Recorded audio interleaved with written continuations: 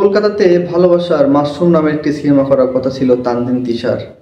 পূর্বে বাংলাদেশে অনেকগুলো সিনেমা করার অফার পেলেও তিনি বাতিল করে দিয়ে কলকাতার ভালোবাসার মাশরুম সিনেমাটিকেই বেছে নিয়েছিলেন। কিন্তু সেটাও যে করা হবে না সেটা তিনিও জানতেন না।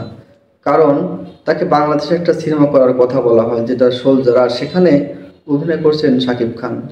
তো শাকিব খান যেখানে আছে সেখানে তো কোনো কথাই নেই।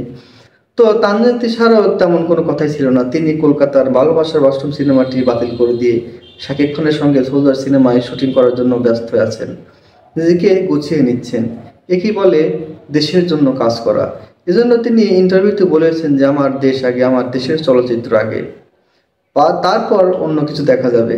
তানজিন তিশা আরও একটা কথা বলে রাখি, সেটা হলো যে শাকিব খানের সঙ্গে যদি কারো কোনো সিনেমা করার কথা থাকে এবং সেটা যদি তিনি না করে অন্য কোনো সিনেমাতে কাজ করতে যান, তাহলে বাংলাদেশের ক্যারিয়ারে তার একটা নেগেটিভিটি সৃষ্টি হবে।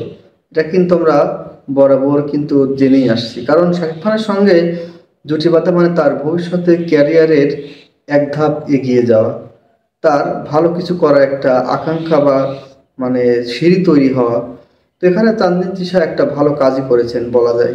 তো তিনি সবচেয়ে তার ভালো লেগেছে যখন তিনি বলেছেন যে আমার দেশ আগে, আমার দেশের সিনেমা আগে।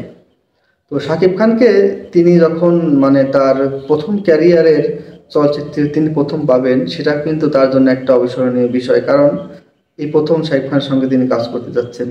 তো কলকাতার পরিচালকরা তার অভিনয় গুণে মুগ্ধ হয়ে কিন্তু রাজি হয়েছিলেন। তো কলকাতার পরিচালকরা জানতেন না যে শাকিব খানের জন্য তিনি তাদের ছবি ছেড়ে দিবেন।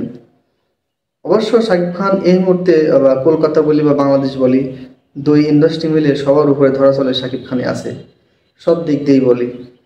কারণ তার মতো ব্যবসা সফল, তার মতো যে সিনেমা, এগুলো কিন্তু উপহার কই দেবজিৎ বলি তারাও কিন্তু দিতে পারছে না। তো সব কিছু মিলিয়ে তানজিন তিশার ব্যাপারটা আমাদের ভালো লেগেছে এবং তিনি দেশের জন্য কাজ করুক, দেশের চলচ্চিত্রের জন্য কাজ করুক, এটাই চাইব।